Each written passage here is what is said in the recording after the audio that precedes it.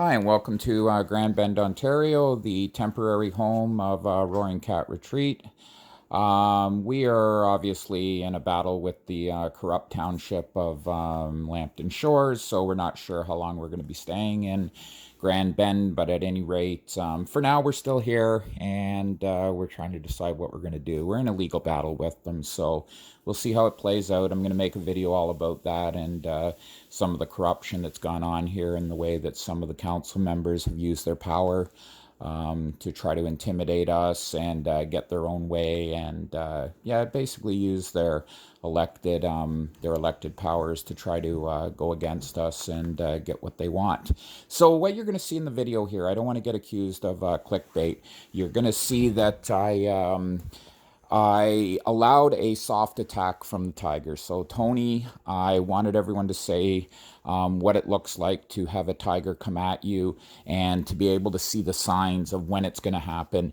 I really think, as far as educational purposes go, of trying to teach people how to interact with big cats, this is by far the most important part, is being able to see, detect and diffuse a situation of even a soft attack.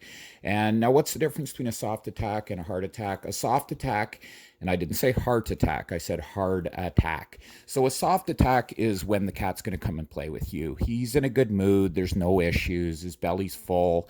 No reason for him to come after you, no attacking. He still loves you, but he thinks he can play with you. He thinks he's just like any other cat. When you watch your cats in their enclosures, you'll see them hide and do their jump, just like your house cat does. They love to ambush, and it's something that they enjoy doing. What you cannot allow as a 200-pound human against a 500-pound cat is for any of these types of soft attacks. You just can't allow them. I know you do see people on YouTube allowing it and playing with them. I don't allow it, and I don't think it's a good idea. And I don't think there's anyone out there that should be doing it. You may have gotten away with it to this point, but believe me, it's luck. A 500-pound cat on top of a 200-pound man is not going to end well. I don't care how experienced you are, whatever the situation is, you're in trouble. You really are. If you've got a cat on your back, you've completely lost control, and the situation's not good. You've allowed something to happen that you should never allow. So enjoy the video. I am going to tell you, I did allow it to happen. So any haters out there that want to watch the video and pretend that these animals are dangerous because I showed it, I'm an honest person. So when it comes down to it, I'm never going to sit there and say this is 100% safe. But I will say to you that this I would always defuse. I wouldn't have allowed it to get this far. And you'll see me say, Tony, no. And then I thought about it. I thought, you know something, this is a good time for me to show what a soft or hard attack is going to look like. And again, when I call it that, you're going to get jumped on. Anytime that the play gets to the point where you're going to have a standing 9-foot long lion or tiger up against you, it's going to still not end well. You may keep your balance, you may not. It depends if you're against a wall, against a picnic table, whatever the situation may be.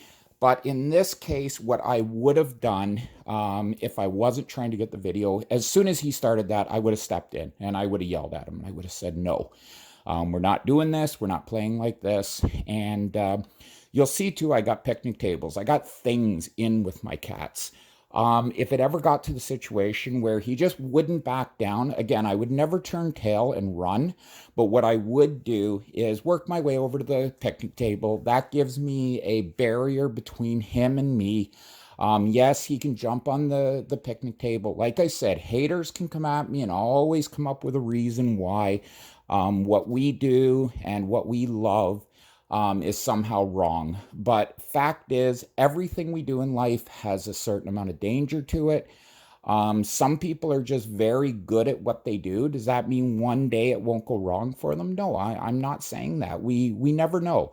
You can have 1,000 parachute jumps and they go well. 1,001, guess what? Something went wrong, and who knows why. And here you're actually dealing with a live animal. So again, you're adding another layer of difficulty to this situation. You've got an animal that one day can be sick, one day can have a sore on it that you don't know about, could have a sore paw, could have a headache, could have a sore tooth. You never know, and that's why you can never enter the cage with the arrogance of believing that yesterday is going to be like today is going to be like tomorrow. There is no such thing as going in with an animal like this and having a routine visit. That's called complacency. That is when you are going to get killed. You need to go in every day and say to yourself, you know something? I'm going to go in, I'm going to look at the situation, I'm going to watch the cat, and always before you go in with your cats, take some time outside. Don't go straight in. If you have a cat over 6 months old, stand outside, watch them. Watch to see if they have a sore foot. Watch to see if they're pawing at their mouth. Watch to see if they're drooling. There's so many things that you need to watch before you go flying in there thinking, well, last night, boy, did I ever have a great experience with my cat. I'm going in today. I'm jumping in there and I'm going to pick up right where I ended off. A lot could have changed in those 12 hours that you went to bed and woke up the next day and went out with them. Hi, and welcome to Roaring Cat Retreat in Grand Bend, Ontario. This is big old, and I do mean big. This is a big cat. This is Tony. We actually have to move the camera to get him into the view. We just had Tamara rub up against me. So let's see if we can get Tony over here. Hopefully I can get Tammy to hold the camera to give you an idea how big this cat is. But what we're doing today is the reason that we do hands-on. It is not for a thrill. It is not equivalent to skydiving. I will tell you, when I do this with my cats, it's not to take risks. It's for a very good reason. I'm going to show you that reason right now. So right here we have Tamara. Most people would consider her a very large cat at this point.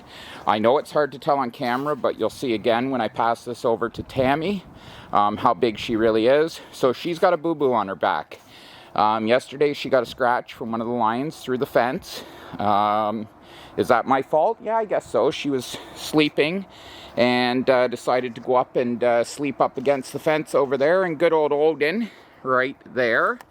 Let's see if we can zoom in on him. Decided to come over and do a little attack, silent attack. So what he did, and watch this. So here's a cat that normally you would have to tranquilize to do any kind of interaction with her to check out her wound. You would come in here, you would stand outside the fence, and you would shoot her with an actual tranquilizer gun. I can't show you what that looks like because we don't do it. But look it up online when they tranquilize cats in a zoo to be able to treat them. Now, she just went into her little indoor enclosure. Well, Tony, hi Tony, sits here and goes, what do you want? I'm guarding my girl. So I may have to wait a minute, but I'm going to show you why it is that I come in with these animals and spend so much time with them. And we're going to treat her, and we're going to do it with no sedation. And I'm going to show you that I'm going to stick my finger right in the wound. It did rip the outer layer of skin, so it is down to the muscle through the entire outer layer of skin. And we're going to treat it with some antibiotic. And we're going to do it with no local. We're going to do it with no anything. No numbing. She's going to allow me to come up. She's going to allow me to check out the area. And she is going to take this treatment with absolutely no stress whatsoever. So I am in here with them just to prove it to you. I'm going to pet Tones. Hey, Tones. Yes, Tony. And yeah, so let's treat Tamara when she comes out, and I will show you why I believe in hands-on and why it's worth my risk of my life to spend hours a day with these guys. I wouldn't do it if I couldn't do this, and I honestly mean that, and no disrespect to zoos. I understand. I get it. Not everybody can have this relationship with their cats, but at the same time, if I'm going to do what I do and supply animals for the movie industry and have a one-on-one relationship with them where I'm going to use them for educational purposes, to try to show kids just how beautiful these cats are and try to explain to them what it would be like to have a life on this earth in 10, 15, 20 years without them. I'm going to make sure that I can do everything I can with them. So this tiger is the biggest of the big, and you will see that once I hand Tamara, my wife, the camera, and then we're going to do a little bit of a medical intervention on Tamara, the tiger. We are going to take a look. If she'll let me right now, I'm going to show you what we're treating and how little care she has for what I'm going to do to her. So lay down, Tamara. Good girl. So like I said, I always try to teach lay down. Now she's not, well, I guess you could call that laying down. So we're going to come over here, and she got the hole right here on her back. Now think about this. This is an ouchie. This hurts her. This is a very sore thing. And look at her. Look at her reaction. 0. I'm going to touch it right now and pet it. 0. This is an incredible stage to be at. We're going to see how deep it is. Yep. No reaction. As a matter of fact, love. So again, I'm going to pass the camera over to Tammy. I know I say that way too often, but my plan is always to cut these videos up with editing software and cut me out of saying that, and then I don't end up doing it because I get such beautiful shots of these cats. And I know you don't actually watch these to listen to me yap, that you just want to see the geek cats. But yeah, there's Tamara. They have a big indoor area. All my cats do. It actually goes all the way through. If you look in there, you can see she's heading into the other area. So there you go. And there's Tony. And like I said, if I could show you how big Tony is, Tony, be good. There's the look that I can talk about. Okay, so there's why it's so hard to tell what a tiger is thinking. Look at that look. What's he thinking? I know what he's thinking. But what do you think he's thinking? Ears are back. Look at the back legs. He's going to come at me. You watch. He's coming up. He's thinking about it. I told you I'd watch for signs and show you what a sign of being pounced on looks like. Here it is. See his back legs? Look. Down! And that's how you handle it. Down! So we've diffused. We're walking into him. Down! And we have submission. We still have ears forward. We're still not out of a situation here. We're still not out. The situation is still here. Down! Down! Down! Down! Situation's going away. Ears are going forward. Lay down. Lay down! And he's calming down. And he's gone. That is, like I told you, I would one day try to get you a situation, and I just did. So next we're going to treat Tamara, and we're going to show you how and why we do hands-on. So I'm going to pass it over to Tammy. So you notice there that I allowed that attack to take place. So normally I would step in and I would say, Tony, no. And it would just break it. I'd step in with a pet. I'd slap his head a little bit. I'd play around with him. I would probably grab him by his mouth, again, putting my hand in that section of his teeth right behind his canines that would allow me to touch the gum area. Tigers have it as well. But this time I didn't. I allowed it to escalate. I never let it escalate like that, and you shouldn't either. I've been doing this for a long time. I knew I could diffuse the situation. And I've been in that situation with Tony before. So Tony will come up, he'll play. He's a hugger too. Some cats are huggers where they'll bring their feet in and they want to do that hug thing and pull you in and taste you with their teeth. Very intimidating. At any point they could knock you down. Not a good idea. So today though, I've always talked about trying to show you the signs, and I got some really good video for you. And if you look at that video and do not see the signs, don't do this, because that was as obvious as it's going to get. Those eyes were focused through me. The ears were back to protect them, and his tail was twitching at the very end, and his foot, you could see that he was looking, he kept pulling it back, and okay, do I have ground to stand quick? And that's what you're looking for. You're looking for them to get ready to get themselves into a pose. And they'll do that by adjusting their balance a bit, adjusting their weight, getting their legs under them, getting ready to spring up and spring on you. Now, like I said before, that was going to be a playful attack. Tony has never attacked me in a aggressive way. Have I had to come at him harder than you've seen me go at him there? Absolutely. I have had to in the past really step in.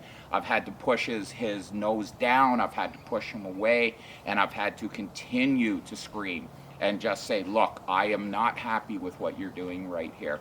But I am so glad we got that moment, because how does anybody else on YouTube show you that close what an attack or a dangerous situation looks like?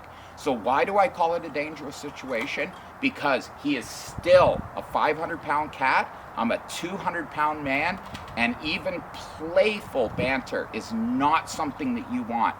You want to turn it back into, okay, we can play, but our play is going to be a little bit of slapping. I'm going to grab your feet. I'm going to play basically, you know how you play with your kids, this little piggy went to market. I'm not saying that's what we're going to do, but you're going to grab their toes, you're going to grab their nose, their ears. You're going to turn it into a little bit of playful interaction.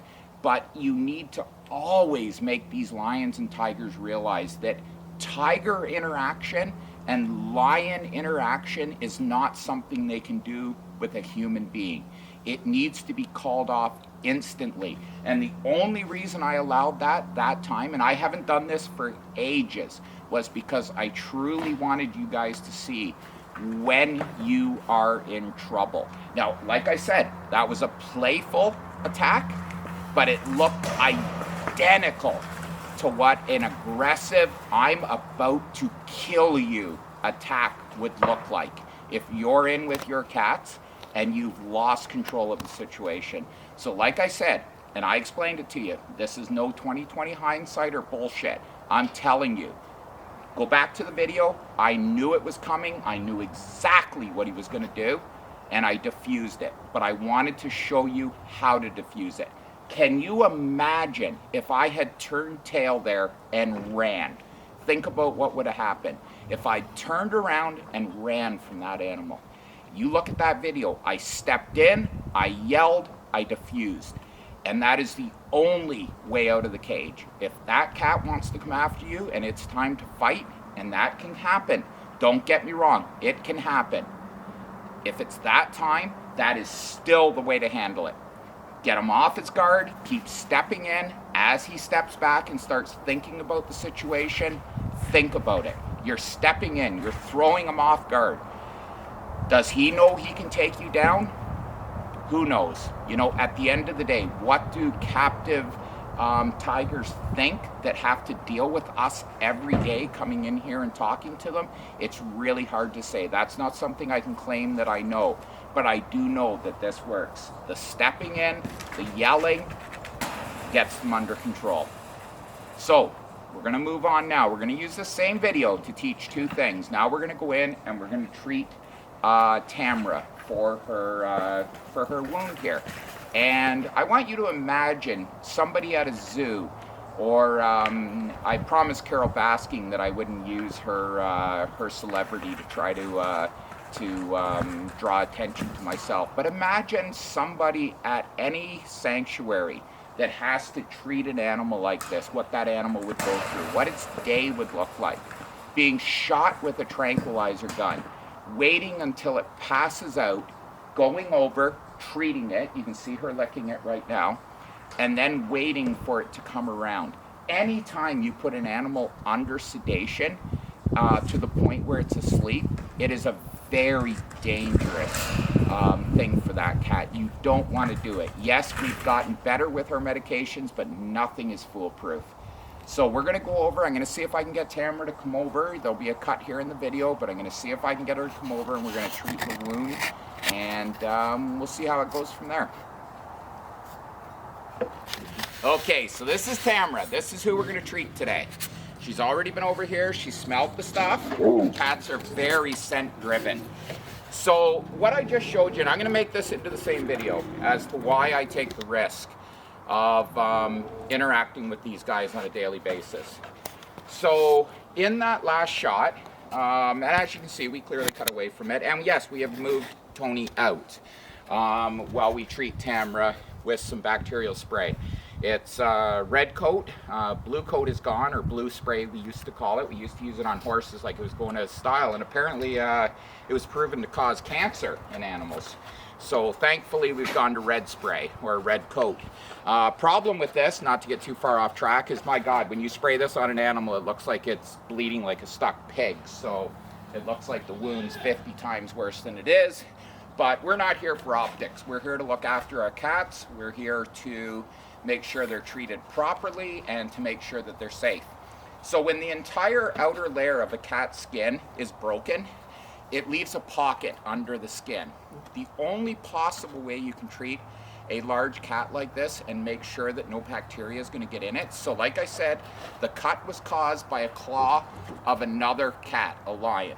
Reached through the fence, she was sleeping, ripped her open. No doubt about it. My mistake. Take full responsibility. I'm the one that's supposed to be caring for these animals. I do allow a common fence between my lions and my tigers because I do want them to get used to each other. I want them comfortable with each other, and I want them to be able to interact together. But for some reason, this lion thought he was a real clown and thought he would come over and give her a good scratch and get her attention. So here we are. We're going to show Tamara what we're going to treat it with. Again, red coat. We're going to get her comfortable. Just like a horse. We're going to go in, we're going to say it's okay, nothing to worry about. Like you do with your saddle. You bring it in, you put it on her back. Same thing. I'm going to show her this. I'm even going to spray it. Let her know that there's nothing to worry about. We're going to work our way around to the back. Now let's compare this to tranquilizing a cat. And done. Rubbed in. You can see the stuff on my hands. I pushed it into the wound. I did not shoot this cat with a tranquilizer gun, which would scare the absolute shit out of this cat. It would be asleep for a minimum 45 minutes. And I just treated her. I'm gonna let her know what I did. She's happy with it. You're gonna see a great big red spot on her butt now because of this stuff. Like I said, it looks like it bled out like a pig when you spray it on them. But like I said, we're not interested in optics here. We're interested in the safety of the animals. Someone wants to come along and get a picture of my tiger with a great big red spot now on its sign, I'm okay with that. I have no problems with that. I've looked after my animal. It's an antibiotic spray, and that wound will heal up beautifully. So I really hope that all the haters out there can just stand back for a minute and think about this kind of stuff, why we do this the way that we do it. I have decided to bring some animals into captivity and let them live under my roof and under my care. So at the end of the day, I use these guys in movies. We've done movies all the way from IMAX to National Geographic to Netflix originals, YouTube originals, you name it, Disney, we've done it. If I'm going to bring these animals into my care and promise to look after them, I'm going to do it in the way that they're not tortured. I'm not going to allow them to be tortured. I'm going to give them enclosures like this that are nice and small, that they're comfortable in, they can live in, and then I've got a nice 5-acre area that they can go off and run in. When they want to run, they can go out, they can do their playing, they can push a ball around, they can do what they want. Over here we have a 1-acre area. They can go over there, they can play. I mix it up all the time. Believe me, these cats like these smaller areas. They feel really comfortable knowing where they're at. There's not rocks all over the place. There's not trees all over the place. There's not garbage all over the place for things to be hiding behind. These are still very instinctual animals that just want to know where everything is and that everything's safe. And that's the kind of situation I have got here. I know for people that are ignorant and don't understand the way a cat is, that a cat always wants to know what's behind that wall or that rock or that tree. They think that when they come here, oh, it's so barren, and you know, there's just a area for the cats to sit on top of. There's just a picnic table and a pool. That's what they want. They don't want tall grass. They don't want trees. They don't want fences. They don't want rock structures for things to be hiding behind. They are so comfortable here. They know that when they're in here, they can see everything and nothing's going to get them. Unless you're Odin and you decide to come up to the fence, like I said, and go after Tamara. But for the most part, she knows she's safe. She can see me coming. I'm not coming in from behind a tree. Nothing. I'm just coming in and I'm going to lay some loving on her, and she's good with that. And she's treated. Is she a good girl? Absolutely. This is about a 2.5-year-old tiger. It's a Bengal tiger, and it doesn't get any better than Tamara. She is a super well-behaved tiger, and she's probably going to go after my can of spray, but she's always good to me. She is the tiger equivalent to Gabby or Alex.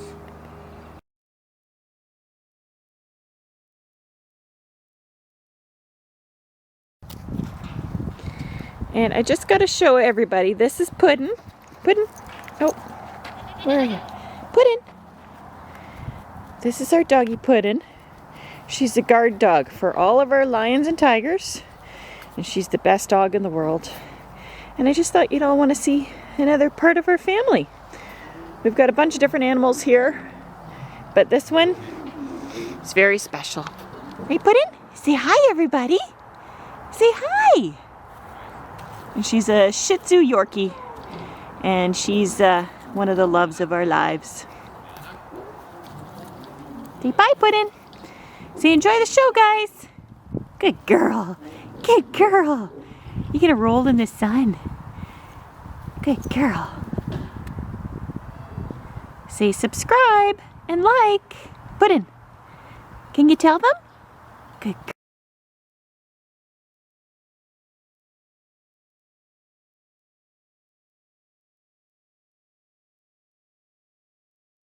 So we'll leave it at that. We'll see if we can get Tamara to come over, because I know, again, everybody watches these videos to see these cats, not me. So you gonna come over, Tamara? So I can say hi? How's your boo-boo feel? How's the boo-boo feel? How's the boo-boo feel? Mwah. Yes, that's great. Belly rubs? Do we do a belly rub today for everybody? Let's show them what you think of belly rubs. Let's do a belly rub. Let's do belly rubs. Here's my girl. Here's my girl. That's her. I love Tamara so much. There's her little wound. We're just going to rub it back in. And tomorrow that'll be healed up beautifully. You want to come sit on the picnic table? Say hi to everyone? Picnic table. Come on, come lay down. Tamara, come on. Let's see if we have to do a blooper like we did with the lions. Come lay down. Come on. No? Come on. Show them that you listen. Come on. Come lay down. No? You're going to end up with a little thought bubble over your head saying, no, I'm good. I know how Mommy does this. Last chance. You want to come lay down? Tamara. Well, I guess we can say they sort of listen. When they want to. When they want to. So again, thank you so much for watching our videos.